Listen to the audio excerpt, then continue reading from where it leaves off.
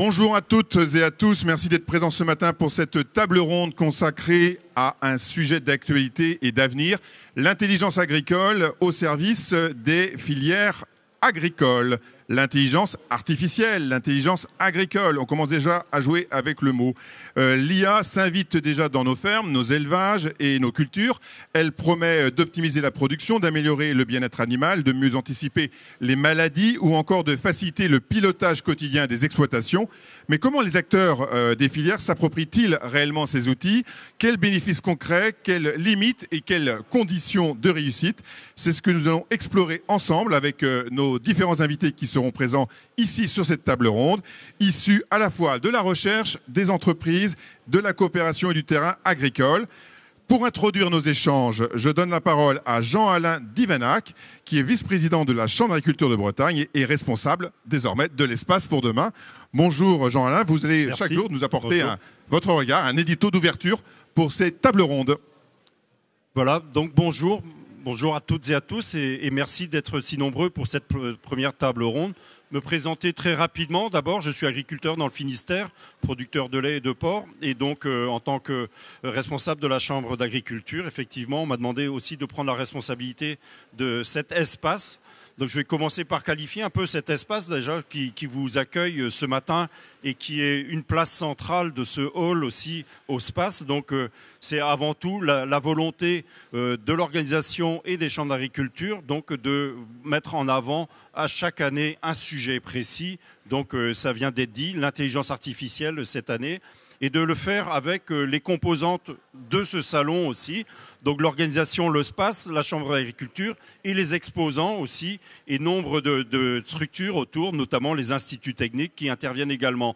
Donc pour nous, Chambre d'agriculture, il est important effectivement, au-delà des capacités de recherche et d'expérimentation que l'on a, de mettre aussi au débat ce sujet au cœur du salon, avec vous, visiteurs, avec les exposants, de façon à ce que ces innovations aussi soient les plus concrètes possibles et les plus accessibles et le rendre forcément le meilleur service aux agriculteurs.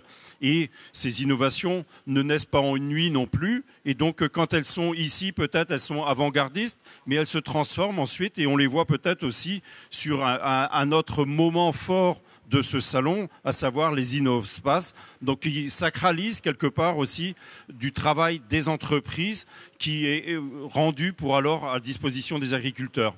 Donc Olivier faisait le jeu de mots tout à l'heure entre intelligence agricole et intelligence artificielle. Effectivement, dans les deux cas, l'intelligence, mais surtout l'opposition de l'artificiel et de l'agricole, puisque justement ce sont quand même deux opposés qu'on essaye de rassembler. L'agricole, c'est les pieds dans la terre, c'est le vivant, c'est nos élevages, et l'artificiel, c'est tout le reste. Et justement, aujourd'hui, avec les outils qui sont développés et qui sont présentés ici tout autour du stand, mais également chez les exposants. Donc on a justement un concentré de ce que la technologie apporte à nos métiers de l'élevage notamment, mais pas que, à tous les métiers de l'agriculture, avec notre volonté bien sûr de voir ces nouvelles technologies au service des agriculteurs. Certes, on abordera donc aujourd'hui l'entrée de ces technologies-là dans les filières. Demain, on aura la même table ronde à la même heure. On aura une entrée beaucoup plus sur le travail. Comment cela impacte-t-il les agriculteurs, mais comment cela impacte-t-il aussi tous les salariés et les collaborateurs autour des métiers de la production? Et le troisième jour, on traitera quand même du sujet un peu plus profond, mais qui concerne largement l'intelligence artificielle au-delà de notre sujet aujourd'hui, qui est la donnée, la propriété de la donnée et les dépendances que cela peut occasionner. Donc voilà un peu le menu autour de ces 3 jours de salon sur cet espace pour demain, avec ce sujet qui prend de l'importance, dont les développements sont exponentiels et dont les agriculteurs ont envie de se saisir, ont envie de profiter aussi, forcément, puisque à chaque fois, c'est des services rendus au service de l'éleveur, pour aider l'éleveur dans son métier, bien sûr. Donc, je vous souhaite une bonne table ronde. Merci aux intervenants de la table ronde aussi et d'y participer. Merci à l'animation. Et donc, je vous souhaite une belle matinée. Merci. Merci Jean-Alain pour on va dire ce regard général sur à la fois l'espace pour demain et sur ces tables rondes à venir.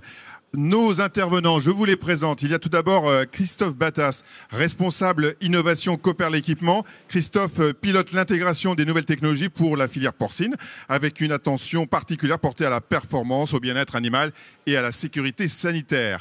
Julien Gouris, bonjour Julien, vous êtes dirigeant de CAP IA, IA comme intelligence artificielle, j'imagine. Julien est spécialiste de l'IA et de la data appliquée au monde végétal. Son entreprise développe des solutions concrètes pour les cultures et les coopératives. Claire Dupin, bonjour Claire. Claire Dupin est chef de produit gestion de troupeaux chez Delaval France. Voilà, Claire Dupin met en avant l'IA Deep Blue, vous nous expliquerez ce que c'est, de Delaval, un outil destiné à accompagner les éleveurs laitiers dans la santé préventive et le bien-être animal. Emmanuel Fresneau. Bonjour Emmanuel, merci d'être avec nous. Vous êtes fondateur de SID et directeur scientifique, professeur à l'Université Bretagne Sud. Emmanuel Fresneau développe des solutions de pilotage basées sur les jumeaux numériques, notamment pour la filière avicole, avec une vision scientifique et prospective. Et puis, nous avons Jérémy Labbé, producteur de porc, élu champ d'agriculteur des Côtes-d'Armor. Jérémy, éleveur, vous apporterez la vision de terrain, celle de l'utilisateur final qui doit s'approprier ou non ces outils numériques dans son quotidien.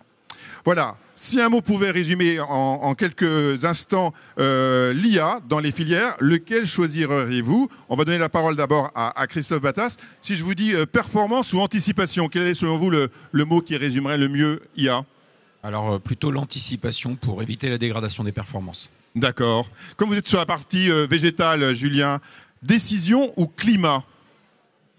Prenez votre micro, voilà. Décision définitivement pour se projeter et avoir des actionnables. Claire Dupin, bien-être ou prévention? Les deux vont de pair.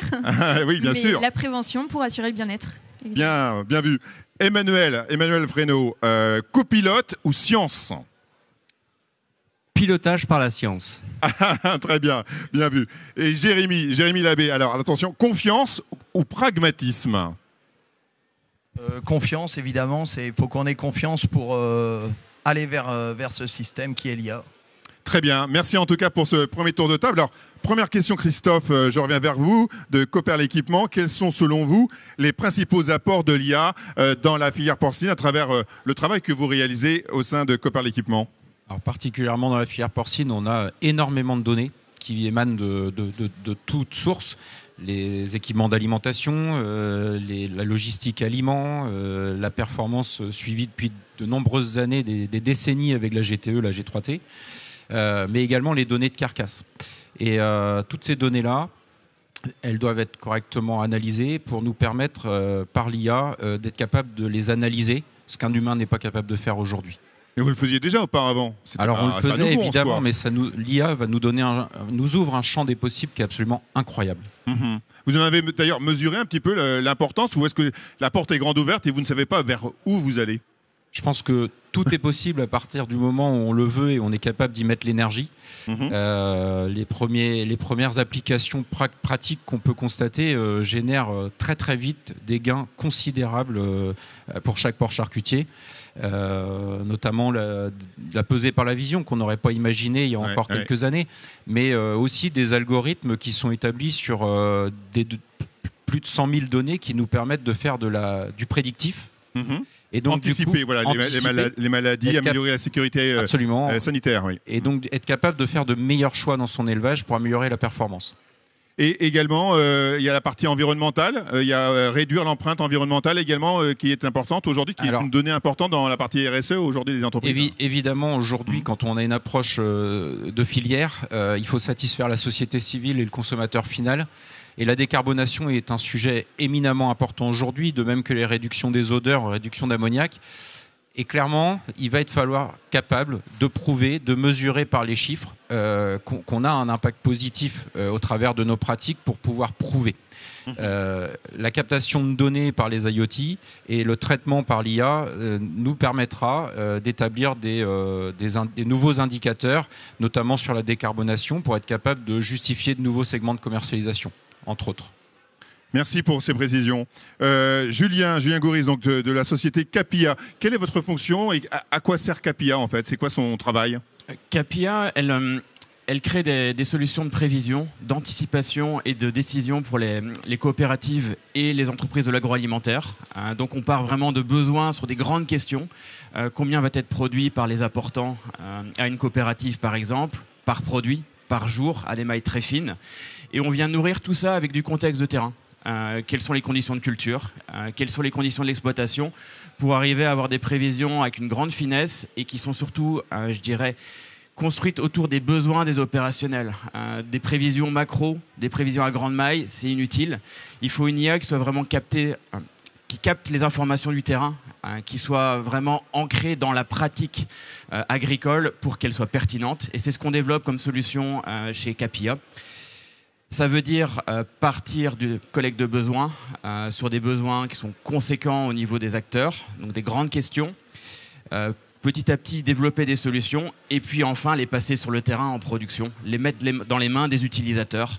Et c'est ça qui est vraiment important pour nous. Il faut que ça SM, il faut qu'il y ait de l'adoption. Et pour ça, je dirais, il y a plein de pratiques à entreprendre pour que l'IA soit réellement transmise et utilisée, que ce ne soit pas des grands modèles distants à la ChatGPT qui conviendraient à tout le monde, ce qui n'est pas le cas dans l'agriculture. D'accord. Alors, vous travaillez beaucoup avec le monde du végétal, bon, exactement. Salon de l'élevage, mais il y a également une partie culture qui n'est pas négligeable, loin de là. Et donc, sur cette partie végétale, comment l'IA peut-elle répondre aux enjeux spécifiques du monde végétal, par exemple? Elle y répond très bien dans le sens où elle permet à la fois de coupler des facteurs qui sont connus des experts et puis on vient les intégrer avec de l'algorithmie. Et l'avantage, c'est que ça permet de croiser beaucoup de facteurs. Quand on a peut-être 3, 4, 5 facteurs chez l'humain, ça passe. Nous, on a des modèles avec 40, 50 facteurs qui sont couplés. Alors juste pour précision, experts, qui vous mettez dans les experts? Les experts, ça va dépendre chez qui qui va nous adresser un besoin. On a par exemple dans les cultures tout ce qui est maraîcher. On travaille avec la SICA, Prince de Bretagne pour une de ses grandes marques. On va travailler avec une DSI qui veut développer des solutions prédictives. On va parler chaque semaine avec les responsables de vente. Donc ici, on parle quand même de gros volumes. On est sur des 30 000 tonnes, par exemple, de tomates annuellement. On est aussi dans d'autres filières, par exemple le brocoli ou d'autres légumes.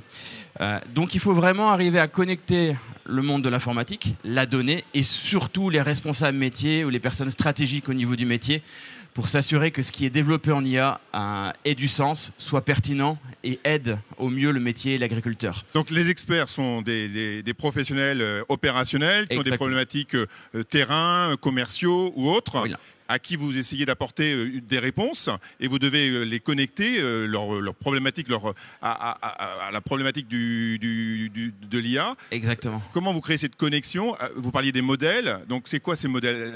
À quoi ça peut correspondre? On a des modèles de prévision, beaucoup d'algorithmies, de techniques assez modernes, des choses qui peuvent sortir du monde scientifique qu'on adopte après 2-3 ans. Mais ça, je dirais, c'est pas le plus intéressant dans le sens où si on veut bien faire parler les modèles, c'est les connecter au terrain. Et les connecter au terrain, c'est tout ce qui est des données climatiques très fines, de la météo, et c'est comprendre tous les aléas de l'agriculture. On a souvent, par exemple, sur certaines cultures maraîchères, des attaques de choucas, donc des oiseaux qui attaquent les cultures et vous avez des trous dans vos données, des baisses d'apport de légumes apportés. Donc vous ne pouvez pas faire de l'IA si vous ne comprenez pas votre terrain, si vous n'allez pas dans les champs pour ce qui est relatif aux cultures. Et nous, c'est ce qu'on fait chez Cap. On vient vraiment relever tous les facteurs qui vont impacter vos productions, vos conditions de vente et de valorisation de vos produits. On les intègre dans des modèles et dans des outils déployés au quotidien pour les coopératives et les grandes entreprises de l'agroalimentaire. Et on dégage des prévisions précises, opérationnel et on permet aussi et surtout des meilleures valorisations des productions. Et ça, c'est un aspect qui est vraiment clé. Produire, c'est bien, mais il faut bien le valoriser en anticipant ses volumes produits, en plaçant bien sur les marchés. Et c'est ce que des outils d'IA qu'on peut développer aident à faire. Merci pour ces premières précisions. Claire Dupin. Alors Claire, vous êtes chez Delaval et vous avez donc un cerveau qui s'appelle Deep Blue, on peut l'appeler comme tel. Exactement. C'est un gros cerveau. En quoi change-t-il aujourd'hui concrètement le quotidien des éleveurs laitiers? Il n'existait pas avant, vous l'avez créé comment? Il est apparu comment ce super cerveau chez vous? Alors effectivement, notre intelligence artificielle, on l'a appelée Deep Blue. Et effectivement, c'est comme un cerveau que l'on a entraîné avec plus de 15 millions de lactations. On a une filiale dédiée chez Delaval qui est spécialiste dans la gestion de la donnée et dans le traitement de la donnée. Donc cette base de données, on l'avait déjà, ces 15 millions de lactations à travers le monde. On a entraîné notre intelligence artificielle dessus, donc on a recruté toute une équipe d'ingénieurs spécialistes de l'intelligence artificielle pour travailler sur ces données, pour appliquer les méthodes d'intelligence artificielle du deep learning aujourd'hui, mais à l'élevage laitier plus précisément. Et donc, cette intelligence artificielle, elle a pu ressortir des indicateurs, des types d'analyses que notre cerveau humain, il n'est pas capable de faire. Donc, on a poussé le bouchon un petit peu loin avec ces données-là. Et puis ensuite, on les a surtout confrontées à un panel d'éleveurs pour pouvoir les tester, les valider, savoir si c'était pertinent ou pas. On a gardé effectivement tout ce qui était pertinent. Et puis, notre cerveau, il rend un résultat brut, mais il ne met pas ça en forme. Donc, pour mettre en forme la donnée et la rendre lisible par les éleveurs, on a créé la plateforme Delaval+, qui est une plateforme web sur laquelle ils peuvent se connecter sur tout type téléphone, PC, etc., depuis n'importe où, à n'importe quel moment, et sur lequel ils vont pouvoir consulter toutes les données générées par Deep Blue, notre intelligence artificielle. Donc voilà un peu comment on a construit les choses. Cette intelligence artificielle, on y travaille depuis quelques années. On la commercialise déjà depuis plus d'1 an maintenant en France. On a été un des premiers pays à la tester, encore une fois, à la confronter. Et puis, les données les résultats sont très pertinentes et performantes. Donc, aujourd'hui, ça devient un vrai service que l'on peut ajouter à nos éleveurs. Merci pour ces premiers éclairages, Claire. Emmanuel Fresneau, donc vous travaillez chez Seed. Alors peut-être vous expliquer parce que vous avez à la fois une entreprise et à côté vous travaillez en tant que professeur à l'université Bretagne Sud. Oui, alors pour repréciser les choses, effectivement, ça fait un certain temps que je suis professeur des universités en mathématiques. Pour collaborer avec des entreprises, j'ai il y a 10 ans créé Seed. Donc je suis le fondateur de Seed et j'en assure une direction scientifique. Voilà, ça précise les choses. D'accord, ok.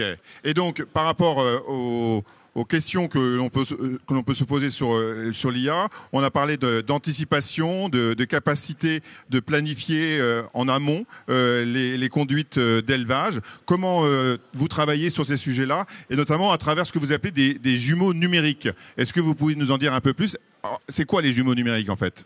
Alors, pour préciser les choses, disons que le métier de Seed, c'est de faire du pilotage optimisé et robuste d'élevage, de parcelles agricoles, mais aussi de problématiques de logistique en utilisant de l'intelligence artificielle. Et l'outil d'intelligence artificielle qu'on utilise pour faire ces choses-là, c'est ce qu'on appelle des jumeaux numériques apprenants. Apprenant, ça veut dire qu'il y a de l'intelligence artificielle dedans.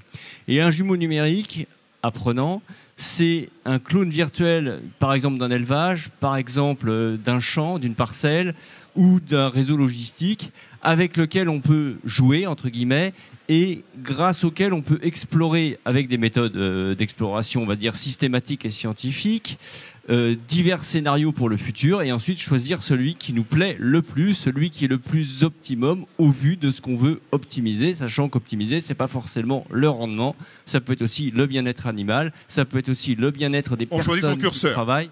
On peut choisir son curseur en choisissant sa fonction à optimiser. Est-ce que c'est aujourd'hui abouti ou il y a encore beaucoup de phases d'expérimentation avant que ce soit vraiment totalement opérationnel? Alors, là, je vais vous faire une réponse peut-être de scientifique. Rien n'est jamais totalement abouti. Par contre, la question, c'est oui, on a déjà capacité à apporter des réponses, à fournir des outils à des éleveurs, à des agriculteurs, à des coopératives, pour qu'elles puissent effectivement piloter leurs récoltes, piloter leurs élevages. Et ça, c'est effectivement du concret. Mais bien sûr, tout est en permanence en phase d'amélioration, d'intégration de modèles de plus en plus performants pour être capable de donner des recommandations et du pilotage de plus en plus optimum.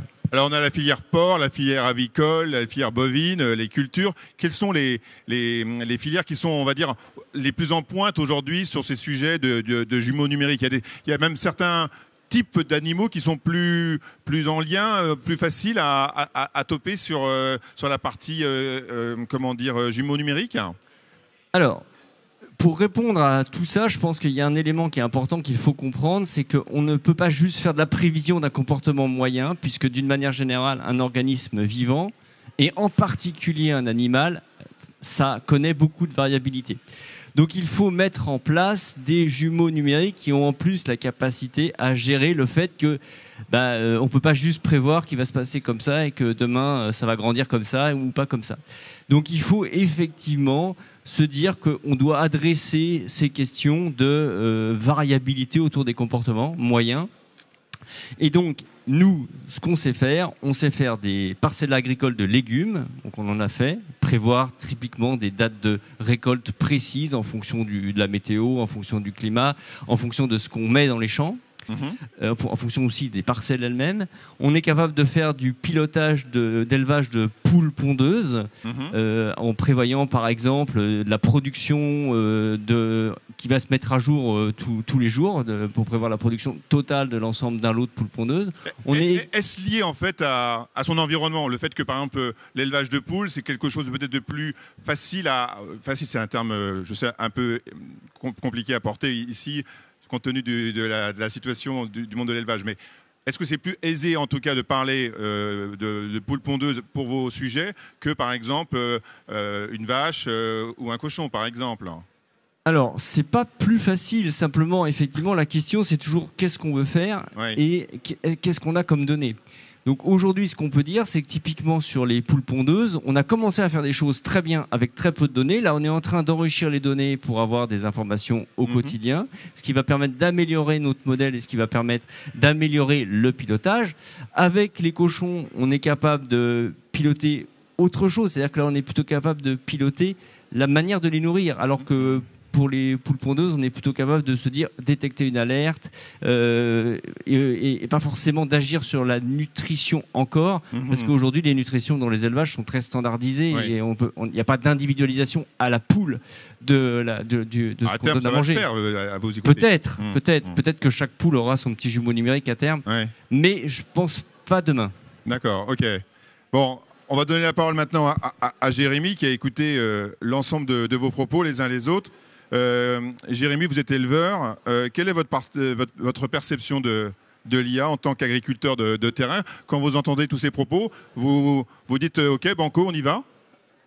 Tout le monde porte un intérêt, on voit bien pour nous agriculteurs. En fait, on est plus que 400 000, mais on convoitise beaucoup et il y a beaucoup de monde qui s'intéresse à notre métier. Forcément, c'est le métier le plus important du monde, on va dire, nourrir la population. Donc tout le monde y trouve l'intérêt.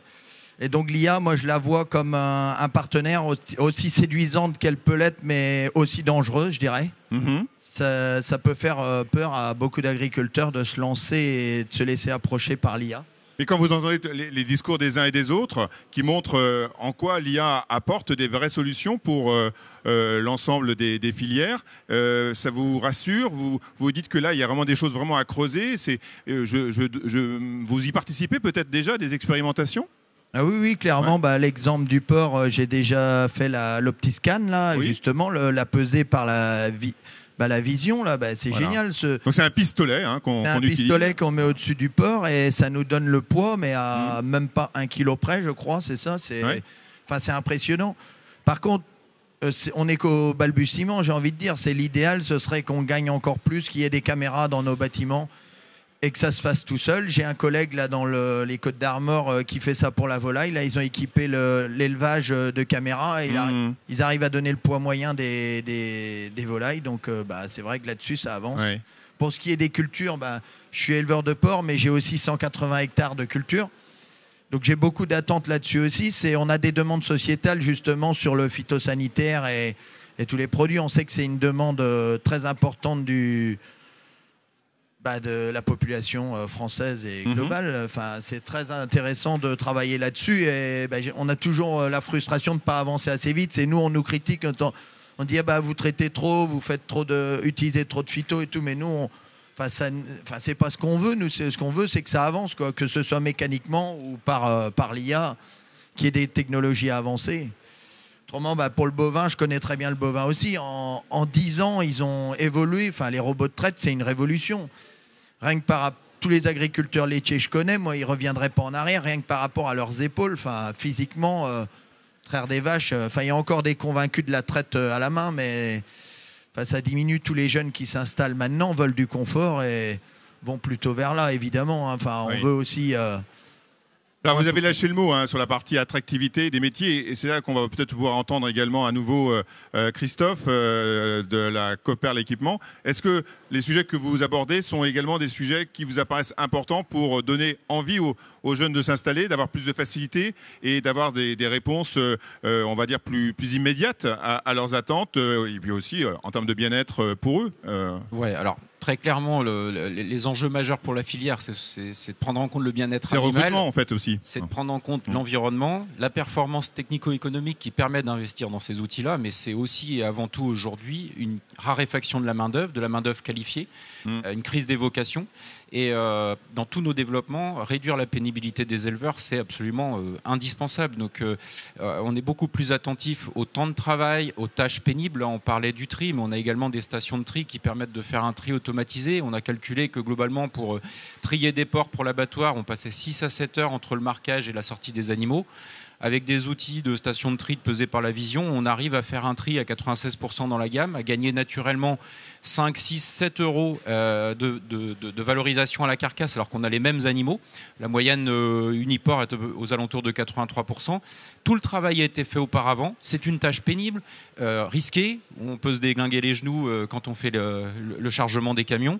Et là, finalement, ça se fait de manière automatisée, sans main-d'œuvre qualifiée et de manière très performante. Et très simple, par exemple. Tout à l'heure, on a entendu Claire Dupin évoquer la détection précoce pour le bien-être animal. Pensez-vous que des solutions similaires pourraient être appliquées dans la filière porcine ? Alors oui, tout à fait, pour faire écho aux propos de Claire et puis d'Emmanuel. Globalement, nous aussi, on a une démarche de jumeaux numériques qui s'appelle Twin Farms. Alors, globalement, l'idée, effectivement, l'individualisation de masse est probablement plus facile en bovin. C'est déjà assez vieux, l'alimentation individualisée. Nous, on est rentré dans une logique d'individualisation de masse pour les porcs, c'est-à-dire avec une identification électronique individuelle supportée par de la RFID UHF, qui est le support en fait finalement de l'intégralité de la traçabilité de la vie de l'animal, qui nous permet d'enregistrer les protocoles vaccinaux, mais aussi les épisodes de maladies et des traitements qu'ils ont reçus, pour pouvoir les suivre. Alors ça a de nombreux avantages sur la traçabilité, sur la capacité à développer et commercialiser des animaux qu'on certifie produits sans antibiotiques, mais c'est aussi l'opportunité d'identifier individuellement des comportements d'animaux qui ont été malades et qui finalement vont pas rattraper la courbe de croissance après, qu'il va falloir traiter différemment. Ça c'est une première chose. Après, donc l'individualisation de masse et les jumeaux numériques passent effectivement par des données fiables, des données instantées, donc avec des capteurs qui sont à un prix accessible, qui sont suffisamment robustes et durables, qui vont produire en permanence de la donnée de qualité qui vont nous permettre de les rentrer dans le modèle en même temps que les données climatiques. On parlait de 40-50 facteurs, mais effectivement on en est là. Et ces projets-là ont pour vocation de réduire l'écart qu'il y a entre les meilleurs éleveurs et ceux qui arrivent le moins à exprimer le potentiel. Si on analyse sur 20 ans l'écart de marge brute entre les 10% meilleurs éleveurs et les 10% moins bons, on a 900 euros d'écart de marge brute par truie. C'est une manne financière, mais absolument considérable. Et si on veut rester compétitif dans une économie mondialisée de la filière porcine, on n'a pas d'autre choix d'être meilleur que les autres en supportant des contraintes qui ne sont pas forcément celles des autres. En termes de bien-être animal, en termes de contraintes environnementales par rapport à des pays asiatiques, par exemple, ou latinos, on n'a pas les mêmes contraintes et pourtant on est soumis au même prix de marché. Et donc en cela, on doit être plus performant. Et ces outils-là doivent nous permettre de faire progresser tout le monde par de l'alerting, par du prescriptif qui est lié à des modèles prédictifs. Et ces modèles prédictifs-là ne peuvent naître que si on a suffisamment de données de qualité, qu'on est correctement consolidé et qu'on a su utiliser. Et le nerf de la guerre dans l'IA, c'est clairement d'avoir un bon jeu de données, d'être capable de le mettre en forme et de savoir en faire quelque chose. Et donc de structurer au niveau des équipes pour être capable d'avoir les compétences suffisantes nécessaires pour aboutir à des algorithmes qui sont suffisamment robustes et qu'on peut implanter en plug and play auprès des éleveurs qui n'attendent que ça. Alors Julien, je vais vous donner la parole maintenant, puisque Christophe a parlé également d'optimisation de performance dans l'élevage porcin. Pensez-vous que l'IA appliquée, puisque c'est le cœur de votre sujet, sylviculture plutôt, pourrait également nourrir ces mêmes ambitions, notamment sur la gestion de l'environnement et des intrants, la juste dose, la précision, et jusqu'où on peut aller dans cette forme de précision, puisqu'elle existe déjà depuis longtemps, on en parle depuis longtemps de l'agriculture de précision, c'est pas nouveau en soi. Non, tout à fait. Je pense qu'il y a les mêmes démarches qui sont applicables pour tout ce qui est culture. Ouais. Ce qui va être vraiment important pour comprendre des effets environnementaux, les usages des phytosanitaires, c'est d'avoir à nouveau une captation de données au plus près du terrain, c'est-à-dire mesurer toutes les caractéristiques ou un maximum de caractéristiques de production pour comprendre les effets des intrants et arriver ensuite à trouver des solutions et à optimiser, pas forcément un chiffre d'affaires, mais peut-être en plus de la valorisation, prendre des critères additionnels et trouver, je dirais, le meilleur chemin grâce à une observation empirique, une observation du terrain qui vient coupler la donnée technique, très fine, et une donnée économique. Et quand on arrive à faire le pont entre les deux et ainsi à intégrer tout ce qui est gestion des intrants, on peut avoir des modèles d'IA qui vont nous aider sur les thématiques que vous introduisez. Claire Dupin de Laval, comment l'entreprise réussit-elle à porter la filière que vous représentez, filière lait, pour faire en sorte qu'elle soit encore plus performante demain, notamment face à ces importants défis mondiaux. Comment vous réussissez à tenir? Parce qu'en face, eux aussi, ils ont l'IA et souvent, ils ont généré déjà des IA particulièrement performantes. Donc, nous, on arrive, mais on est un petit peu les seconds de la classe encore, non? Oui et non. Oui, non. En fait, tout l'enjeu, c'est justement dans nos métiers, on a des experts. Chez nous, chez De Laval, on a des experts de la traite, des experts de l'élevage, des experts de la santé, de la reproduction. Vraiment, des experts de l'élevage laitier qui, potentiellement, n'y connaissent absolument rien en intelligence artificielle. Est-ce important?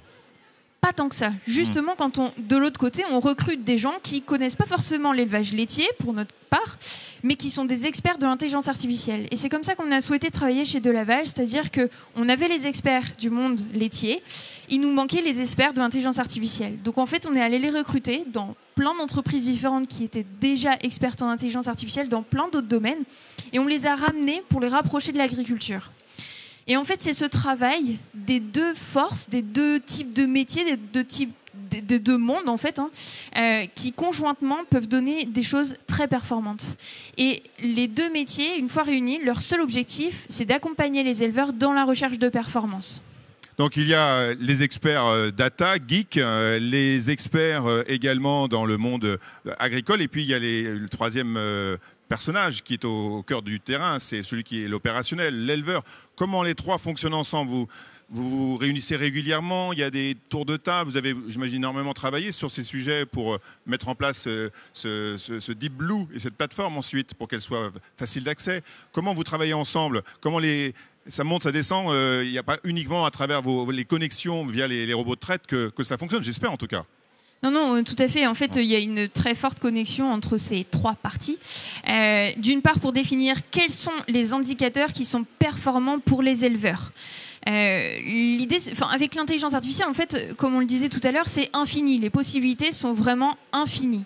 Mais parmi toutes ces possibilités, il est important de définir lesquelles sont vraiment utilisables et pertinentes pour l'éleveur au quotidien. Quelles informations, quels indicateurs vont l'aider au quotidien pour être plus performant et mieux gérer son troupeau. Et donc, si l'éleveur n'est pas au cœur des discussions, si le terrain n'est pas au cœur des discussions, le risque, c'est d'avoir des indicateurs, des graphiques, des données qui ne servent à rien. D'avoir développé, d'avoir passé du temps sur des choses qui ne sont pas pertinentes. Donc, comment ça se passe chez nous?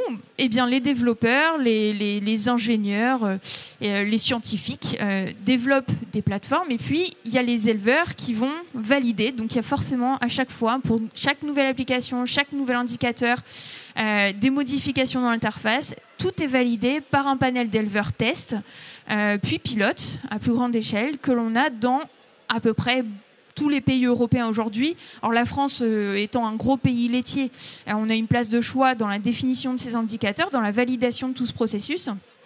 Mais donc effectivement, c'est un va-et-vient constant d'échange d'informations, de rectification, de correction pour finalement aboutir à quelque chose qui est, encore une fois, le plus pertinent et le plus performant pour nos éleveurs. Oui. Est-ce que vous avez le sentiment qu'il y a certaines filières qui sont peut-être plus avantagées parce que la connexion de données du sol vers, on va dire, des centres de connexion importants était déjà dans la culture, dans les habitudes, peut-être plus facile pour, notamment à travers les robots de traite, à travers d'autres outils qui servaient à faire remonter de la donnée, par rapport à d'autres filières qui étaient peut-être plus en recul par rapport à cela et qui ont besoin de reprendre la main, en fait. Alors effectivement, on a beaucoup de chance dans l'élevage laitier, c'est que c'est un monde où il y a déjà énormément de données au travers des différents systèmes de traite, que ce soit le robot, mais même une salle de traite conventionnelle, on a déjà énormément de données. Comme on le disait tout à l'heure, on a la chance effectivement que les vaches, elles sont individualisées depuis de nombreuses années avec leurs boucles RFID, donc on les connaît toutes, on a tout leur parcours, tout leur historique, leurs événements de santé, de reproduction. On a aussi beaucoup de capteurs. Par exemple, chez Delaval, on a des capteurs qui permettent de mesurer directement la progestérone dans le lait, les cellules, on peut mesurer la rumination, l'ingestion, la localisation même des animaux dans le bâtiment, l'activité. Donc en fait, on a déjà ce pool énorme de données qu'il suffit de valoriser pour que l'éleveur puisse en tirer le meilleur parti, le meilleur bénéfice. Donc effectivement, on est avantagé dans la filière laitière, je pense. D'accord. Emmanuel, donc... Vous êtes de l'entreprise SID et également professeur à l'Université Bretagne Sud. Julien Guris ainsi que Claire a insisté sur la prévention, la détection précoce, également a parlé de la co-construction avec les agriculteurs. Comment vous travaillez dans vos projets avec les éleveurs de volailles, puisque c'est plutôt notamment la volaille qui est actuellement au cœur de vos recherches? Alors c'est notamment, mais pas que, mais effectivement, c'est... Alors typiquement, là, on est sur une filière dans laquelle il y a historiquement pas beaucoup de données par rapport au lait, c'est pas du tout la même chose. De ma question tout à l'heure, c'est ça. Donc il y a ça. Alors après, moi justement, je crois que mon rôle de mathématicien qui joue avec de l'intelligence artificielle, c'est justement d'être capable, dans les cadres où il n'y a pas beaucoup de données, de mettre de la modélisation mathématique dans l'intelligence artificielle, ce qui permet de traduire les expériences, les connaissances des experts, mais aussi les connaissances des agriculteurs, ce que veulent les éleveurs, ce que veulent les agriculteurs, les mettre dans l'intelligence artificielle. Donc il y a cette capacité à le faire et à le faire même dans des contextes où il n'y a pas beaucoup de données. Et donc, avoir différents modèles, c'est s'appliquer, donc de récupérer des données, de faire en sorte que ces données-là correspondent à un certain nombre de modèles, et ensuite l'animal rentre dans un modèle, c'est ça, pour simplifier? Alors, pour simplifier, l'idée c'est de se dire que quand on construit le jumeau numérique, on peut dire que... alors, je vais commencer un peu à rentrer dans un petit détail technique, c'est-à-dire que globalement, un animal s'accroît avec une certaine loi, et cette loi, elle peut être mathématisée, et après, ce qu'on peut apprendre, c'est quels sont les paramètres de cette croissance. Donc c'est ce type de choses qu'on met en œuvre chez SID pour pouvoir faire, alors typiquement pour de la croissance de cochons, mais c'est aussi la même chose pour de la production d'œufs. On est capable de faire des modèles qui sont finalement peu consommateurs d'énergie, peu consommateurs de données, parce qu'en amont, on y met une structure mathématique. Jérémy, vous buvez ces paroles?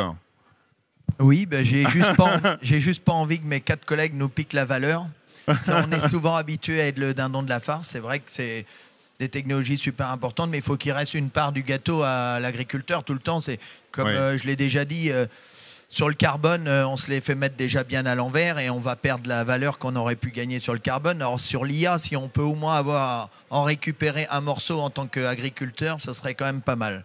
Je pense qu'il y a à gagner, mais il ne faut pas que ça reste chez mes 4 collègues. Et comment, allez-y Emmanuel, comment répondre à l'interrogation, à l'inquiétude un peu de Jérémy? Moi je comprends cette inquiétude parce que je pense qu'elle existe vraiment. En général, les gens qui sont en bout de ligne se font avoir. Alors pas que, mais parce qu'ils n'arrivent pas à protéger leur valeur. Et comment est-ce qu'on fait pour protéger sa valeur?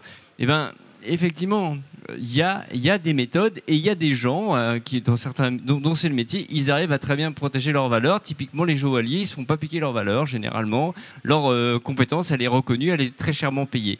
Et je pense qu'il faut travailler avec ces méthodes-là de protection de sa valeur, comment garder une partie de la valeur. Et qu'est-ce que ça veut dire? Ça veut dire, en particulier, posséder une partie de la propriété intellectuelle de ce qui est produit. Et ça, je pense qu'il faudrait qu'on réfléchisse à ça au niveau national, certainement, parce que c'est pas juste un problème entre un éleveur et moi, parce que ça sert à rien, mais c'est être capable de se dire comment on considère que les agriculteurs, les éleveurs, l'ensemble de la filière a contribué à générer les outils et que c'est pas juste finalement un investisseur qui a mis un peu d'argent et qui en a récupéré beaucoup et qui finalement lui a tout gagné en ayant à la fin les robots et tout ce qu'il possède. Ça, c'est vraiment un élément qui est hyper important et que j'aimerais qu'on prenne en compte.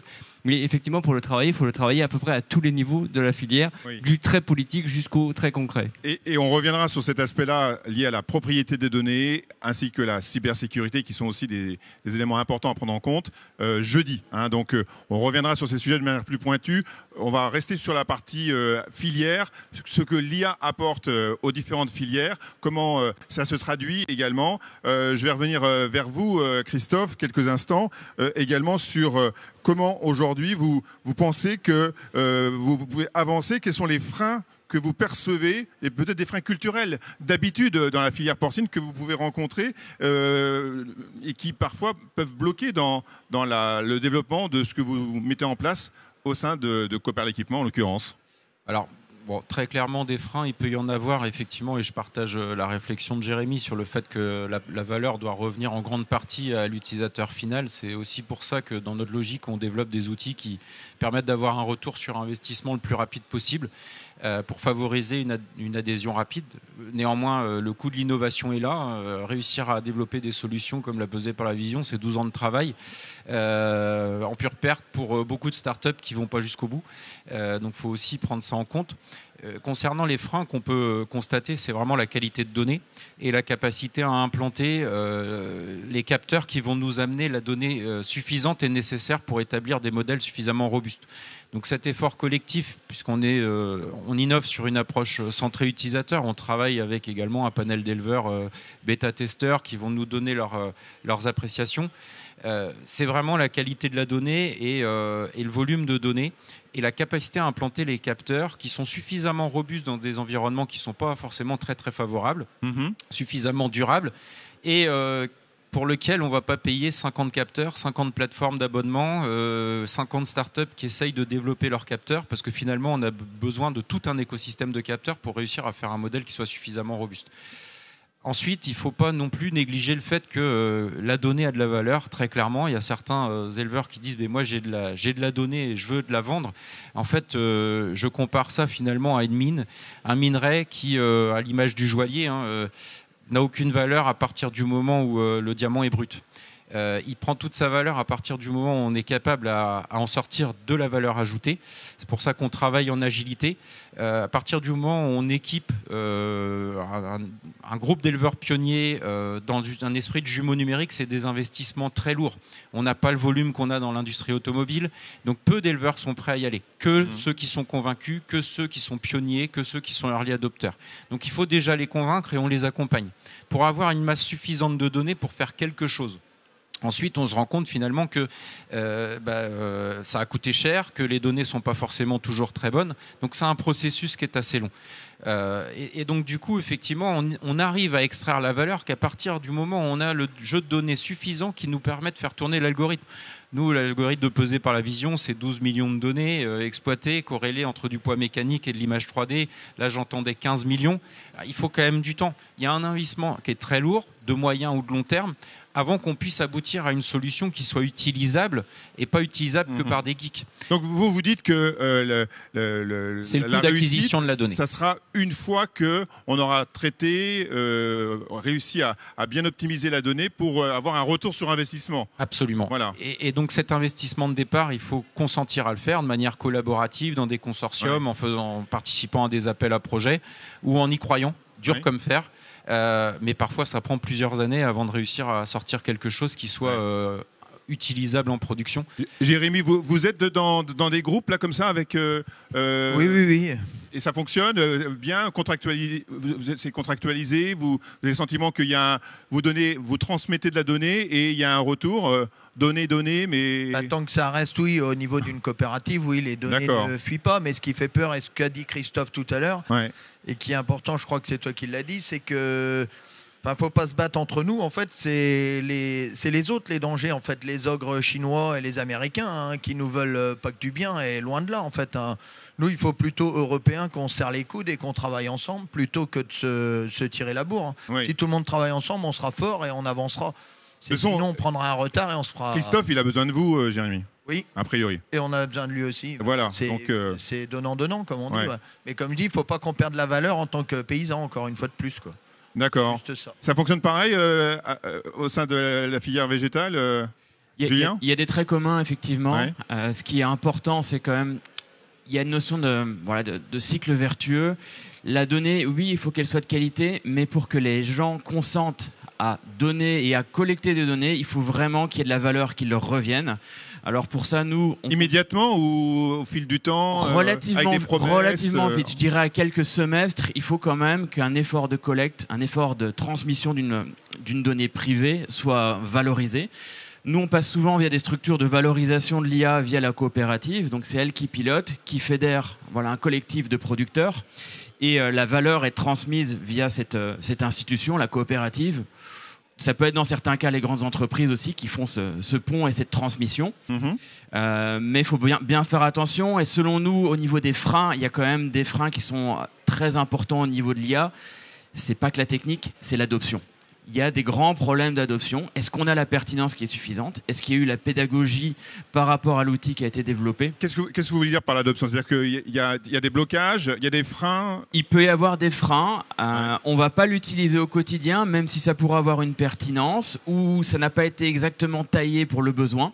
Donc là, il faut vraiment être vigilant. Et je dirais, dans l'IA, il y a plein d'outils modernes qui permettent de faire le pont entre le terrain et l'algorithmie. De manière régulière? Tous les jours. Voilà. Par exemple, nous, quand on fournit des prévisions, on est capable de fournir deux choses en plus. Une explication des prévisions. Vous allez produire 25 parce que vos conditions climatiques, vos degrés jour étaient de temps sur la période passée. Donc, vous savez expliquer vos prévisions. Et vous savez aussi dire à vos prévisions, qui ne sont pas des boules de cristal, qui sont des objets incertains. Une prévision, c'est jamais 25, ça va tomber entre 24 et 26 à 90% de chance. On donne le risque par rapport à une production, en plus des explications liées à la prévision. Et ça, pour nous, les experts sur le terrain savent s'en saisir et ça fait le pont entre le terrain, le métier et la statistique. Et donc l'IA est mieux adoptée grâce à des outils additionnels qui sont maintenant disponibles dans beaucoup de méthodes d'IA. Quel est votre regard là-dessus, Claire? Effectivement, il y a toute une phase d'adoption qui est très importante. Notamment, si je peux prendre un exemple chez De Laval, notre IA nous permet aujourd'hui de prédire les maladies avant même l'apparition des symptômes. Donc on a jusqu'à 7 maladies aujourd'hui qu'on sait prédire, dont les métrites, les cétoses, les bamides par exemple. Et il y a toute cette phase où, pour l'éleveur, c'est pas évident de comprendre comment, juste au travers des données, avant même que les symptômes, on sache prédire une maladie. Ça manque de concret. Il y a ces termes un petit peu complexes là à vulgariser. Et la seule manière de le faire, en fait, c'est de le tester, quoi. Et donc, quand les éleveurs, au début, ils ont des prédictions sur leur élevage, ils sont un peu méfiants, donc ils attendent. Et puis finalement, à force de répétition, ils se rendent compte que l'IA, elle a très souvent raison. Et donc, finalement, ils finissent par lui faire confiance. L'idée derrière ça, c'est toujours de prévenir plutôt que de guérir. Et donc d'anticiper, etc., tout ce qui peut se faire en élevage. Il y a un deuxième volet, je pense, qui est important aussi, c'est l'aspect formation. L'aspect prise en main des outils. Effectivement, on voit là, et au travers des différents outils qu'on a présentés aujourd'hui, ils ont tendance à se multiplier. Ils se présentent différemment d'une plateforme à l'autre. Donc il y a tout un volet d'accompagnement, je pense, des clients, des éleveurs, des agriculteurs, pour prendre en main ces outils, pour qu'ils puissent en bénéficier au mieux. S'ils savent les utiliser, alors ils sauront en bénéficier et donc gagner en performance. Et donc c'est pour ça qu'il y a tout ce volet à développer, je pense. Et chez De Laval, on travaille avec toutes nos concessions, donc nos réseaux de concessionnaires un peu partout en France. Et on a développé ce métier pour accompagner le développement de l'IA. C'est clairement un nouveau métier, donc c'est les conseillers en performance qui sont là exprès pour accompagner les éleveurs au quotidien dans la prise en main de ces différents outils, capteurs, mais aussi données et intelligence artificielle. On va donner tout de suite la parole au public, si vous le souhaitez, de façon à ce qu'il puisse s'exprimer, des commentaires, des observations à nos différents intervenants. Si vous avez des questions que vous souhaitez leur poser, n'hésitez pas, le micro est ouvert, Sylvie est à votre disposition pour que vous puissiez prendre la parole. Ça peut être un questionnement, une observation, un commentaire sur ce qui a été dit. Bonjour monsieur, vous vous présentez ? Oui, bonjour, Jean-Baptiste Suchet, ICAM Bretagne. D'accord, enchanté. J'ai une question pour Emmanuel Breno. Est-ce qu'on pourrait envisager un jumeau numérique dans l'ostréiculture ? Ah, la terre, la mer. Oui, alors après, quand on parle de jumeaux numériques comme ça, dans l'absolu, on peut toujours envisager. Maintenant, ce serait quoi ? Ce serait un jumeau numérique de l'économie générale de l'agriculture, un jumeau numérique d'une production d'huîtres, par exemple. Oui, bah oui. Effectivement, ça, de toute façon, une huître, c'est jamais qu'un organisme vivant qui croît. Alors, il croît, et il croît selon un certain nombre de règles assez simples à mettre en œuvre. C'est la température de l'eau, c'est la pollution de l'eau. D'ailleurs, à l'Université de Bretagne Sud, on avait mis en place un projet qui s'appelle l'œil du mollusque. Et en fait, alors c'est un projet qui est un projet international, mais nous on avait mis en place une partie, et en fait on mesurait de la pollution de l'eau à partir de capteurs mis sur des huîtres. Donc ça, c'est pas du tout ça qu'on voudrait faire si on fait un jumeau numérique de production ostréicole, mais ce qu'on voit bien, c'est qu'effectivement ce qui fait qu'une production se passe bien, c'est effectivement la qualité de l'eau, la température de l'eau, etc., et le chargement en nutriments de l'eau et en micro-organismes. Donc ça, tout ça, ça peut se modéliser. Effectivement, on peut mettre des capteurs de température, des capteurs de salinité, des capteurs divers autour des huîtres, et être capable de aider, piloter de façon peut-être plus précise une ostréiculture, peut-être pour être capable de prévoir à quel moment les huîtres seront arrivées à maturité. Maintenant, la vraie question qu'il faut se poser, c'est est-ce que c'est économiquement intéressant ? Parce que si c'est juste se faire plaisir, ça ne sert à rien. Mais voilà, donc la question, c'est il faut parler avec les c'est toujours la même chose, hein, pour que ça marche, il faut parler avec les gens de terrain, ou de marins, on va dire. Excusez-moi de cette petite plaisanterie, mais l'idée, il faut aller voir si ces gens-là sont intéressés, ou si on peut leur provoquer un intérêt parce qu'ils ont une tâche pénible qu'ils font tous les jours et qu'ils pourraient arrêter de faire. Typiquement, peut-être que c'est pas la peine de retourner les poches tous les jours. Peut-être que si on les retourne que tous les 3 jours, on se rendrait compte que ça suffit. Enfin, je ne sais pas s'ils les retournent tous les jours d'ailleurs, mais en tout cas, il faudrait peut-être les retourner moins souvent avec la même performance. Parce qu'il y a aussi comme partout, des idées reçues qui ne sont pas forcément pertinentes. Donc ça, on peut aussi, par de l'exploration, aller chercher les meilleures pratiques qui permettent d'optimiser avec alors j'allais dire le moindre effort, mais c'est un peu ça l'idée. Sylvie, est-ce qu'on a une autre question d'une autre personne dans le public ? Monsieur, juste, voilà. Enchanté, merci d'être avec nous. Présentez-vous. Bonjour, monsieur Bertrand du centre de gestion Cogedis. Moi, je m'interroge sur est-ce que l'IA ne va pas amener un peu dans le style aujourd'hui où les plateformes de musique conduisent toujours à proposer à la personne toujours le même style de musique. Oui. Est-ce que l'IA ne va pas conduire à guider toujours, par exemple, l'éleveur toujours dans un même modèle et en fait lui fermer les yeux sur le fait qu'il pourrait y avoir d'autres modèles qui serait peut-être plus pertinent, mais en fait, l'IA va toujours lui proposer le même système. En fait. Avec une rentabilité finalement du modèle générique. De l'optimisation peut-être, ouais. mais en fait, fermer les yeux qu'il y a peut-être d'autres stratégies à mettre en place. Voilà, c'est une question. Alors, qui veut répondre ? Allez, Julien. Oui. Si je peux me permettre, c'est vraiment une remarque intéressante parce qu'on a une tendance avec tous ces outils-là à une réduction de la diversité. Ça peut être la diversité des pratiques, la diversité des cultures, les diversités des productions. Donc il faut vraiment faire attention à ça. Et à mon avis, une des solutions pour réduire ce biais d'un modèle qui va coller pour tout le monde, c'est d'avoir des modèles qui sont très nourris du local, donc avec toutes les conditions de production, avoir un œil toujours sur la diversité des systèmes qui sont représentés par ces modèles-là. Moi, j'ai l'habitude de répéter une phrase que j'aime bien, c'est « tous les modèles sont faux, mais certains sont utiles ». Et donc, il faut bien faire attention ici à ce biais. Par du local, par une veille de ce qui fait partie des modèles et ce qui a servi à entraîner les modèles, on peut prévenir ces biais-là. tout en sachant que l'IA ne doit pas nécessairement être le pilote, c'est plutôt un assistant, c'est plutôt une optimisation pour guider, plutôt que remplacer l'humain, qui lui va avoir une notion d'innovation et d'ouverture à la diversité plus forte que l'algorithme.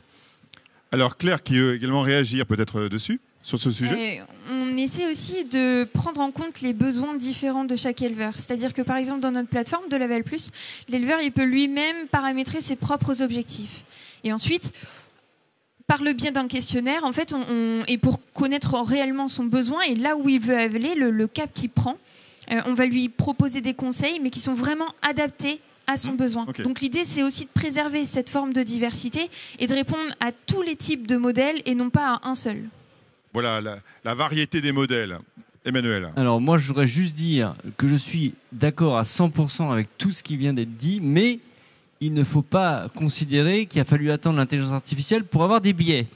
Oui. Les biais cognitifs sont déjà largement là et il y a des tas de choses que l'on fait qui sont peut-être pas pertinentes. Et effectivement, sur le choix des stratégies, peut-être qu'on fait des choses depuis des milliers d'années et que c'est pas pertinent. Et peut-être que des outils à base de modélisation permettraient d'identifier qu'on pourrait faire autrement, peut-être. Mais ça n'empêche que ce qui vient d'être dit est quand même tout à fait vrai. Il peut y avoir un appauvrissement. Mais tout ça, c'est une question, à mon avis, pas est-ce que l'IA va appauvrir la diversité. La vraie question, c'est est-ce que collectivement, on est capable de prendre en charge l'IA de manière à en tirer le meilleur et pas le pire.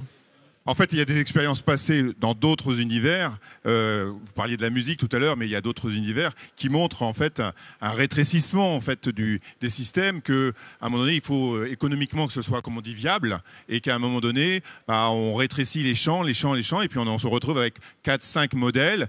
Vous êtes poule, vous êtes vache, vous êtes cochon, et puis ce qui est poule n'est pas cochon, et ce qui est cochon n'est pas vache. Et on en revient finalement à quelque chose d'assez basique.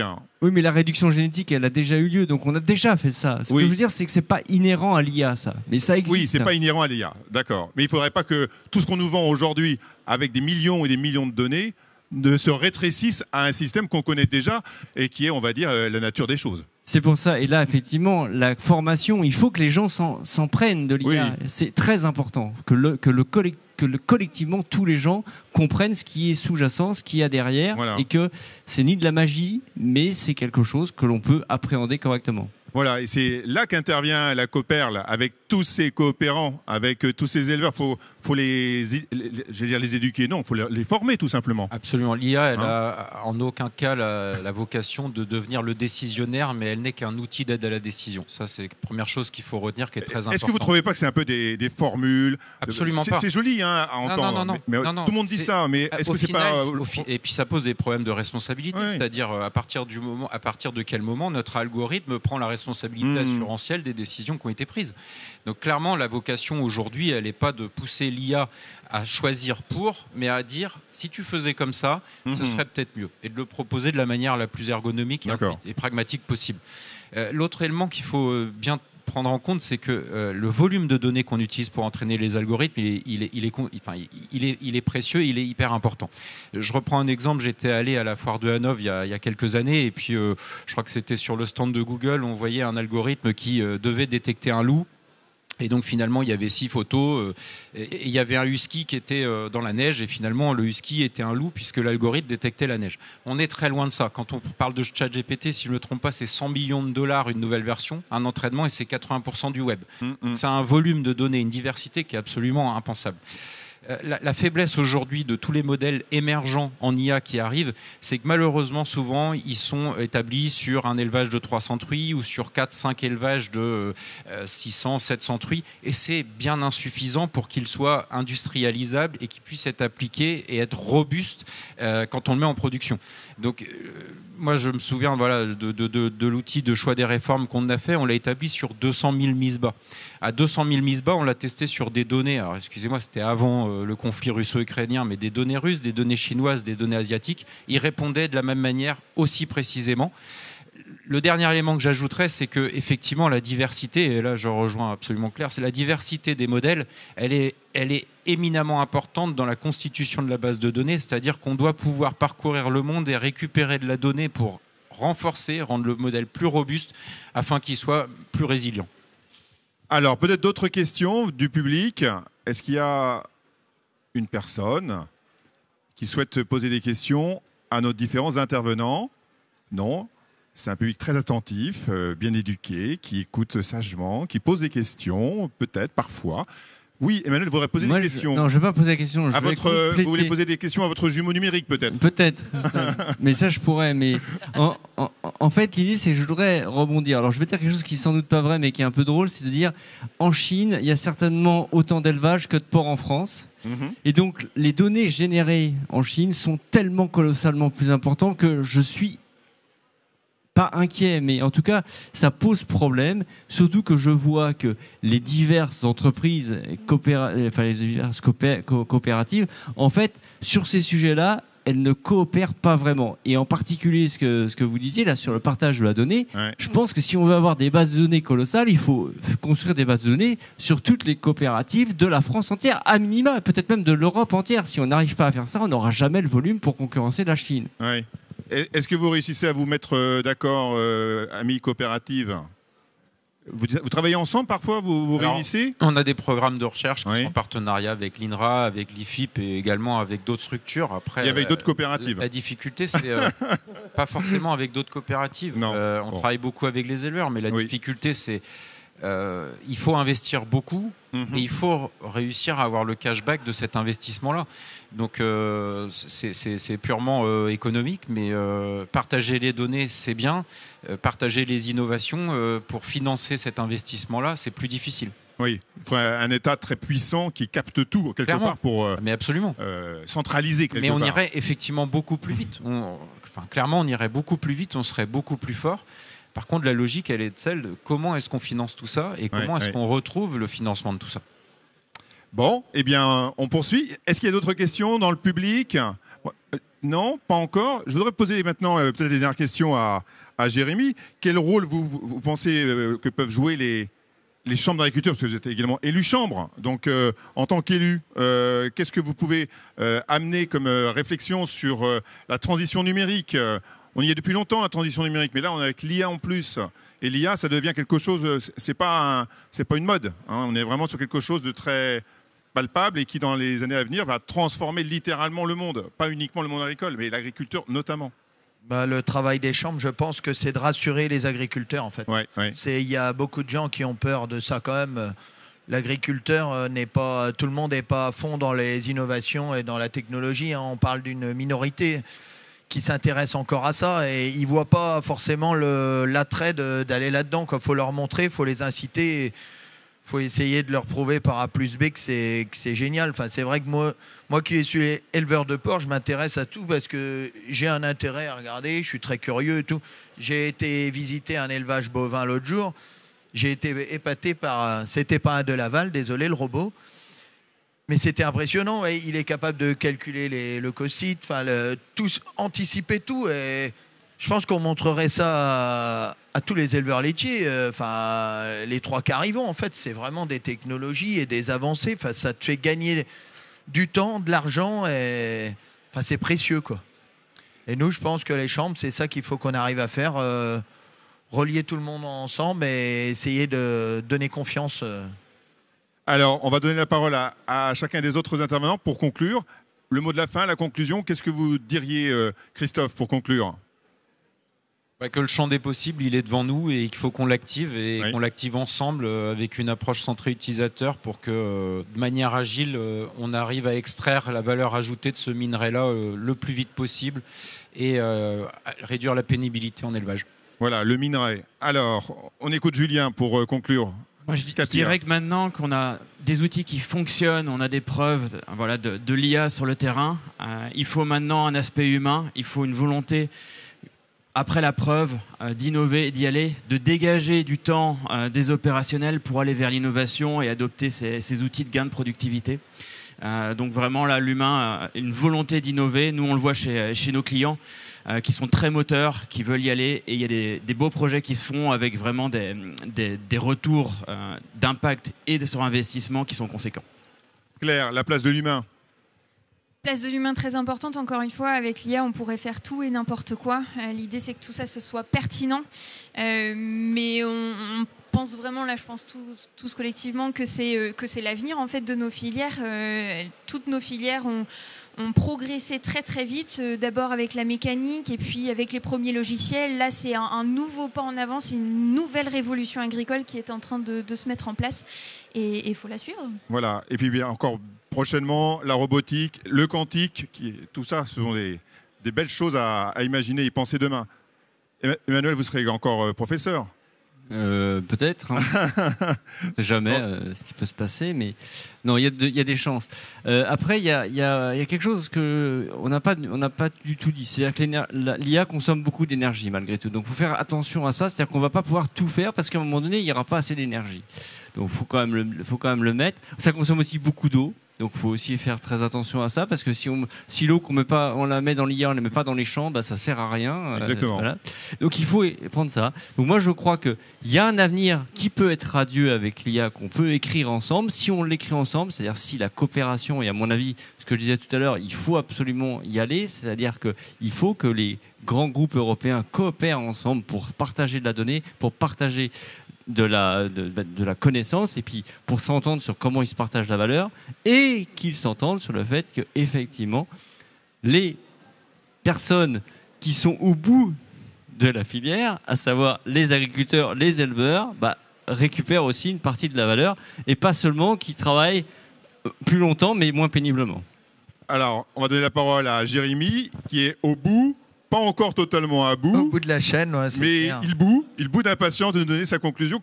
Qu'est-ce que vous attendez des constructeurs, des opérateurs en termes de garantie pour que vous y alliez à fond? Moi, perso, qui suis convaincu qu'ils aillent plus vite encore, mais comme l'a dit Christophe, ça coûte extrêmement cher, il faut beaucoup de données. Ouais. Je dirais qu'il faut se protéger, surtout que, comme on l'avait dit l'autre jour, il faudrait peut-être faire le château fort avant de commencer. Oui, c'est ça. C'est oui. très important, en fait, l'Europe pourrait qu'on ferme tout. Et ensuite qu'on se mette à travailler, sinon j'ai peur qu'on se fasse piquer la donnée par nos amis chinois et américains. Et à notre détriment, du coup, ils sont très efficaces, beaucoup plus efficaces que nous, c'est dur à dire, mais par le volume, hein, comme disait Emmanuel, hein, ils sont très, très impressionnants et redoutables sur les marchés. Donc on se bat contre eux, on va dire, avec on est obligé d'être compétitif, donc il faut absolument qu'on se protège. Merci Jérémy. Vous avez tous pu prendre la parole pour conclure. Je vous remercie à tous, merci à toutes. Merci pour ces interventions riches. Nous allons maintenant bien sûr poursuivre. Je vous rappelle que vous pourrez revoir en replay l'ensemble de ces interventions et de ces tables rondes dans la foulée du SPACE sur les replays de la chaîne YouTube de SPACE. Et vous retrouverez donc l'intégralité de cette table ronde, mais également de celle de demain qui parlera des pratiques de l'élevage et de l'IA et de la problématique cybersécurité et propriété des données jeudi. Donc ces 3 tables rondes en replay sur SPACE YouTube. Voilà, merci à vous tous et à vous toutes de votre participation. Le défi donc collectif, chercheurs, entreprises, coopératives et éleveurs doivent travailler ensemble pour bâtir une IA au service des filières et non l'inverse. Et je vous invite donc à poursuivre ces échanges sur l'espace pour demain où d'autres démonstrations et discussions viendront enrichir nos réflexions. Merci à toutes, merci à tous.